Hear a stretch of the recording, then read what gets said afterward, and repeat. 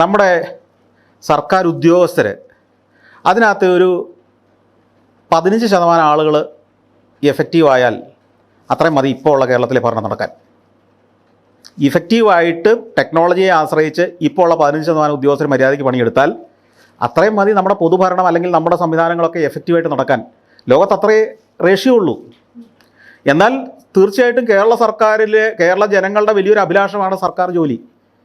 അത് ഒത്തിരി കുടുംബങ്ങളെ പ്രൊട്ടക്റ്റ് ചെയ്യുന്നുണ്ട് എന്നുള്ളത് കൊണ്ട് ഇവരെല്ലാം പിരിച്ചുവിടണമെന്ന് അല്ല ഈ പറഞ്ഞതിൻ്റെ അർത്ഥം. അത്രയും കുടുംബങ്ങൾ വൃത്തിയായിട്ട് നിൽക്കട്ടെ. അല്ല, എഫക്റ്റീവ് അല്ലെന്ന് പറഞ്ഞാൽ അത്രയും ആളുകൾ മതി സത്യത്തിൽ എഫക്റ്റീവ് പ്രൊഫഷണലായിട്ടും. നിലവിൽ പലതിലും ആവശ്യത്തിലധികം ആൾക്കാരാണല്ലോ, നമുക്കറിയാമല്ലോ. അത് അവർ പലരും ആവശ്യമില്ല സത്യത്തിൽ. പല കാര്യം ഇപ്പം ഞാനൊരു കാര്യം ചോദിക്കട്ടെ. ഇപ്പോൾ നമ്മൾ ഇൻ്റർനാഷണൽ സ്റ്റാൻഡേർഡ്സ് ഒക്കെ എടുത്തു കഴിഞ്ഞാൽ അത് ഞാൻ കുറ്റപ്പെടുത്തില്ല. കാരണം എന്ന് വെച്ച് കഴിഞ്ഞാൽ ഇത്രയും കുടുംബങ്ങളെ അത്രയും ആളുകൾക്ക് തൊഴിൽ കൊടുക്കുന്നു എന്നുള്ളത്, അവർക്ക് വീട്ടിലേക്ക് ശമ്പളം കിട്ടുന്നു, വരുമാനം ഉണ്ടാകുന്നുള്ള ഒരു ഗുണം വശമുണ്ടല്ലോ. എന്നാൽ ഒരു ഗവൺമെൻറ് മെഷീനറിക്ക് ഇപ്പോൾ ഒരു പ്രൈവറ്റ് ഓർഗനൈസേഷനാണ് കേരളം ഭരിക്കുന്നതെങ്കിൽ ഇതിൻ്റെ 15% ആളുകളെ കൊണ്ട് കാര്യം നടത്തും. ഞങ്ങളൊക്കെ തന്നെ ഡിസ്കസ് ചെയ്യാറുള്ളതാണ്. കാരണം നമ്മുടെ റവന്യൂവിന്റെ ഒരു വലിയ സിംഹഭാവം പോകുന്നത് പെൻഷനും ശമ്പളവും. അതെ അതെ, അത്രയേറെ എംപ്ലോയീസിനെ തിരിപ്പോറ്റേണ്ട ആവശ്യമുണ്ട്. ഒരാവശ്യമില്ല. അതാ ഞാൻ പറഞ്ഞത്. ഇപ്പോൾ കേരള ഭരണം ഇഫക്റ്റീവായിട്ട് നടത്താൻ നമ്മൾ വേറെ ഏതെങ്കിലും ഒരു പ്രൈവറ്റ് ഏജൻസിയെ ഏൽപ്പിച്ചിരുന്നെങ്കിൽ അവർ ഭംഗിയായിട്ട് ഇപ്പോൾ ഉള്ള 15% ആളുകളെ വെച്ചിട്ട് കേരള ഭരണം ഇതിനേക്കാൾ ഭംഗിയായിട്ട് നടത്തും. അല്ല, മുഖ്യമന്ത്രിക്കൊന്നും ചെയ്യാൻ പറ്റില്ല. കാരണം ഒന്ന്, ഇതിൻ്റെ സംഘടനാബലം ഭയങ്കരമാണ്, അതിശക്തമാണ്. ഈ അറിയാമല്ലോ, സർക്കാർ ഉദ്യോഗസ്ഥരുടെ ഒക്കെ ആ സംഘടനാബലവും അത് രാഷ്ട്രീയ പാർട്ടികളിലുള്ള സ്വാധീനവും ഒക്കെ ചെറുതല്ല. അത് ഒരു പഞ്ചിങ് നടപ്പാക്കാൻ നോക്കിയിട്ട് ഇപ്പോൾ ബയോമെട്രിക് സിസ്റ്റം കൊണ്ടുവരാൻ നോക്കിയിട്ട് ഇന്നും അവസാനത്തെ ഒരു ഉത്തരവ് ഇറങ്ങിയിട്ടുണ്ടോ അല്ലേ? ഇന്നലെ. യെസ്. അപ്പം ഞാൻ പറഞ്ഞത് ഈ പഞ്ചിങ് എന്ന് പറഞ്ഞാൽ അതിലത്തെ ബേസിക് കാര്യമല്ലേ. അറ്റൻഡൻസ് സമയത്ത് കയറണോ എന്നല്ലേ ഈ പറഞ്ഞതിൻ്റെ അർത്ഥമുള്ളൂ.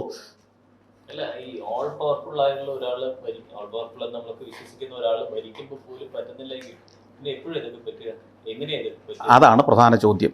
ഇതാണ് യഥാർത്ഥ ചോദ്യം. അതിൻ്റെ ഉത്തരം നമുക്ക് മുമ്പേ കണ്ടെത്തിയവരാണ് ഇപ്പം നാട് വിട്ടുകൊണ്ടിരിക്കുന്നത്.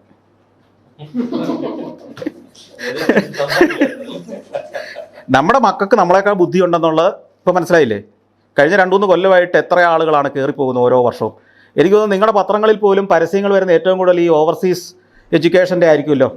അതായത് ഏറ്റവും സാധ്യതയുള്ള കച്ചവടം ഇപ്പോൾ അതാണ്. അതിൻ്റെ അർത്ഥം ഏറ്റവും മനുഷ്യൻ്റെ വികാരം കത്തി നീക്കുന്നത് ഈ നാട് വിടുക എന്നുള്ള ഒറ്റ കാര്യത്തിലാണെന്ന് മനസ്സിലായില്ലേ?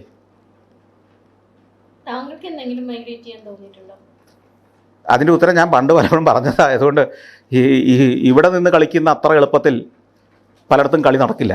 അതുകൊണ്ട് ഇവിടേക്ക് നമ്മൾ തിരിച്ചു വരികയാണല്ലോ.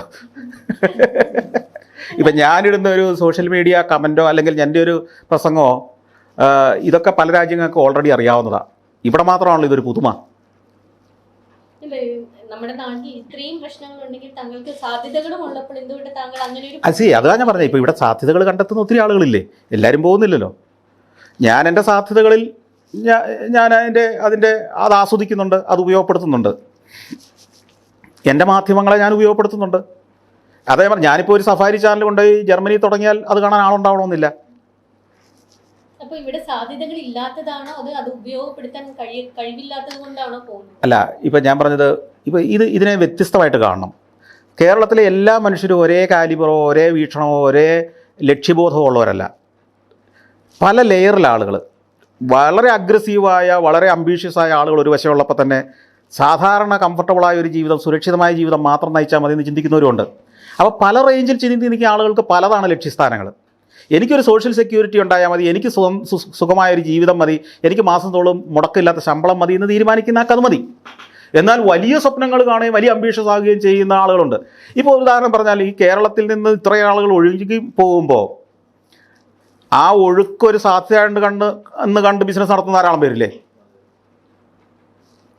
ഈ പോകുന്നവൻ്റെ അവസരം കൂടെ എനിക്ക് കിട്ടാമെന്ന് ചിന്തിക്കുന്നവനില്ലേ? അപ്പോൾ സമൂഹത്തിലില്ലാത്ത ആളുകളുണ്ട്. അതിൽ നിങ്ങളുടെ ആറ്റിറ്റ്യൂഡ് എന്താണെന്നതിനെ ആശ്രയിച്ചിരിക്കും ഈ പറഞ്ഞ തീരുമാനം നിങ്ങൾ എടുക്കുന്നത്. ആദ്യം ചോദിച്ചതിന്റെ തുടർച്ചയാണ്, ഏതെങ്കിലും ഒരു രാജ്യത്ത് അത്ര ഇഷ്ടപ്പെട്ടിട്ട് എനിക്ക് അങ്ങനെ അവിടെ താമസിക്കണം അങ്ങനെ എപ്പോഴെങ്കിലും ചിന്തിച്ചു? മിക്കവാറും പല രാജ്യങ്ങളിലൂടെ യാത്ര ചെയ്യുമ്പോൾ അത് തോന്നിയിട്ടുണ്ട്. പക്ഷേ എനിക്ക് തന്നെ അറിയാം, ഇപ്പോൾ നമ്മളൊരു നാടിനെ കാണുമ്പോൾ ആദ്യത്തെ ഒരാഴ്ച കൊണ്ട് നമുക്കെല്ലാം നല്ല തിളങ്ങുന്നതായിട്ടാണ് തോന്നുക. ഭയങ്കര ബ്യൂട്ടിഫുൾ ആയിരിക്കാം, ഭയങ്കരമായിട്ടുള്ള രുചി ആയിരിക്കാം, വലിയ സൗഹൃദമായിരിക്കാം, സ്നേഹമായിരിക്കും, ഇതൊക്കെ ശരിയാണ്. ഇപ്പം നമ്മൾ കേരളത്തിൽ നിന്ന് ചിന്തിക്കുമ്പോൾ ആ മൂന്നാറിലെ തേയിലത്തോട്ടങ്ങൾ, അതിന് നടുക്കുള്ള ആ എസ്റ്റേറ്റ് ബംഗ്ലാവുകൾ, അവിടുത്തെ ജീവിതം എത്ര രസകരമായിരിക്കും അല്ലേ? അങ്ങനെയാണെങ്കിൽ ഈ തേയിലത്തോട്ടത്തിലെ ജോലിക്കാരനായിരിക്കട്ടെ കേരളത്തിലെ ഏറ്റവും സന്തുഷ്ടൻ. അവൻ്റെ ആഗ്രഹം എന്തായിരിക്കും എന്നറിയാമോ? കൊച്ചിയിലേക്ക് ഒരു ട്രാൻസ്ഫർ എന്നാ കിട്ടുക എന്നായിരിക്കും അല്ലേ? ഇത് തന്നെയുള്ളൂ ലോകത്തെ എല്ലാ തിളങ്ങുന്ന സ്ഥലങ്ങളുടെയും അല്ലെങ്കിൽ ഏറ്റവും മനോഹരം എന്ന് പറയുന്ന പലതിൻ്റെയും വാസ്തവം. നമ്മൾ ഈ അക്കരപ്പച്ച എന്ന് പറയുന്നതാണ് ഈ പറഞ്ഞ സുഖവും രസവും എന്ന് തോന്നുന്ന സ്ഥലത്താണ് ഞാൻ പറഞ്ഞത്. എന്നാൽ നിങ്ങളുടെ ഒരു കരിയറും നിങ്ങളുടെ ജീവിതവും നിങ്ങളുടെ സോഷ്യൽ സെക്യൂരിറ്റിയും നിങ്ങളുടെ ആസ്വാദ്യമായ സാഹചര്യങ്ങളും ഒക്കെ തൊഴിലെടുത്ത് ജീവിക്കുന്ന ഒരു സ്ഥലം നിങ്ങൾ കണ്ടെത്തുകയാണെങ്കിൽ അത് നിങ്ങൾക്ക് അതിനേക്കാൾ ഇഷ്ടപ്പെടാം, കേരളത്തിലേക്കാൾ ഇഷ്ടപ്പെടാം.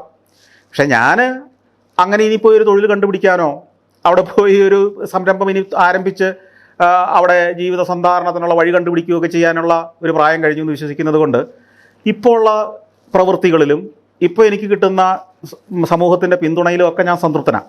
അതുകൊണ്ടാണ് ഞാൻ അതിനെക്കുറിച്ച് ചിന്തിക്കാത്തത്. ഇനി അവിടെ പോയി ഇതെല്ലാം ഉണ്ടാക്കണ്ടേ ഞാൻ? ഞങ്ങൾ ഒരുപാട് യാത്രകൾ ചെയ്തു. ഈ യാത്രകൾ സന്തോഷ് ജോർജ് കുളങ്ങര എന്നുള്ള വ്യക്തിയെ എത്രമാത്രം മാറ്റിയിട്ടുണ്ട്, അല്ലെങ്കിൽ എങ്ങനെ ഇൻഫ്ലുവൻസ് ചെയ്തിട്ടുണ്ട്? ഞാൻ ഇന്ന് ഇത്രയും നേരം നിങ്ങളോട് വർത്തമാനം പറഞ്ഞ മറുപടി എല്ലാം എൻ്റെ യാത്രയിൽ നിന്ന് ഞാൻ ഉണ്ടാക്കിയ ആശയങ്ങളാണ്. അല്ലാതെ ഒരു മരങ്ങാട്ടുപുള്ളിക്കാരൻ്റെ ചിന്തയോ ആശയമോ അല്ല ഞാനീ പറഞ്ഞത്. അല്ലെങ്കിൽ യാത്രയ്ക്ക് മുമ്പുള്ള ഞാൻ പറയുന്ന മറുപടി അല്ല ഇപ്പോൾ ഈ പറഞ്ഞ മറുപടി ഒന്നും. അപ്പോൾ ആ മട്ടിൽ എൻ്റെ ജീവിതത്തെ എല്ലാം സ്വാധീനിച്ചിട്ടുണ്ടത്. മനസ്സാ. 6500 രൂപ. അതാ ഞാൻ പറഞ്ഞേ, എൻ്റെ കഥ തന്നെയാണ്. ഞാൻ നിങ്ങൾക്ക് തോന്നുന്നുണ്ടോ 1990-കളിലെ നമ്മുടെ കേരളത്തിലെ കാർന്നോന്മാർ ലോകയാത്രയാണ് ഒരാളുടെ സ്വപ്നമെന്ന് പ്രഖ്യാപിച്ച് അവനെ വീട്ടിൽ നിർത്തുന്നത്? 2, അതിന് കുറേ കാശെടുത്ത് തരുമെന്ന് നിങ്ങൾക്ക് രണ്ടാമത് തോന്നുന്നുണ്ടോ? പുകഞ്ഞ കൊള്ളി എന്ന് തന്നെ കരുതുള്ളൂ. അവിടെ നമ്മൾക്ക് ചലഞ്ചാണ് ഇത് പോകാനുള്ള കാശ് നമ്മൾ ഉണ്ടാക്കണമെന്നുള്ളത്. 2, ഇപ്പോൾ സഫാരി ചാനൽ നമ്മൾ ആ യാത്രയിൽ നിന്ന് പരിപാടി കൊടുക്കുന്നുണ്ട്. ഇതിനകത്ത് വരുന്ന 90% ആളുകളെ നമ്മൾ സെലക്ട് ചെയ്യുന്നുണ്ടല്ലോ, അവൻ 5 പൈസ ചിലവഴിക്കാതെ ഹിച്ച് ഹൈക്കിങ് നടത്തിയിട്ടും സൈക്കിളിൽ ചായ വിറ്റ് നടന്നിട്ടും ഒക്കെ എങ്ങനെ ഈ പറഞ്ഞ അയൽരാജ്യങ്ങൾ ഉൾപ്പെടെ സഞ്ചരിച്ചിട്ട് വന്നു എന്നുള്ളവരെ നമ്മൾ കാണിച്ചു കൊടുക്കുന്നത്. പൈസ ഒരു വിഷയമേ അല്ല. ഞാൻ പലപ്പോഴും പറഞ്ഞിട്ടുണ്ട്, 100 രൂപ ഒരു ദിവസം മാറ്റി വെച്ചാൽ അവർക്കൊക്കെ വിദേശയാത്ര നടത്താം. ഒരു 100 രൂപ ദിവസം തന്നെ 36,000 രൂപയായി. 36,000 രൂപ കൊണ്ട് നിങ്ങൾക്ക് പോകാൻ പറ്റുന്ന ഒന്നിച്ച് 5 രാജ്യത്ത് പോകുന്നല്ലോ പറഞ്ഞാൽ, 5 രാജ്യങ്ങൾ 6 രാജ്യങ്ങളെങ്കിലും ഉണ്ട്. 36,000 രൂപ മതി നിങ്ങൾക്ക് പോകാൻ. ഇപ്പം നേപ്പാളിൽ പോയാൽ 36,000 രൂപ മതി. ശ്രീലങ്കയിൽ പോയിട്ട് വരാൻ 36,000 രൂപ മതി. മാൽദീവ്സ് വേണമെങ്കിൽ 36,000 രൂപയ്ക്ക് പോയിട്ട് വരാം. തായ്ലൻഡിൽ 36,000 രൂപയ്ക്ക് വേണമെങ്കിൽ നിങ്ങൾക്ക് പോയിട്ട് യാത്ര ചെയ്തിട്ട് വരാം. ചില അറബി രാജ്യങ്ങളിൽ നിങ്ങൾക്ക് 36,000 രൂപയ്ക്ക് പോയിട്ട് വരാം. മനസ്സാണ്. 5 വർഷം നിങ്ങൾക്ക് പോകാനുള്ള ഐറ്റിനറി ഞാൻ തരാം, വർഷത്തിലൊരു രാജ്യം വെച്ച്.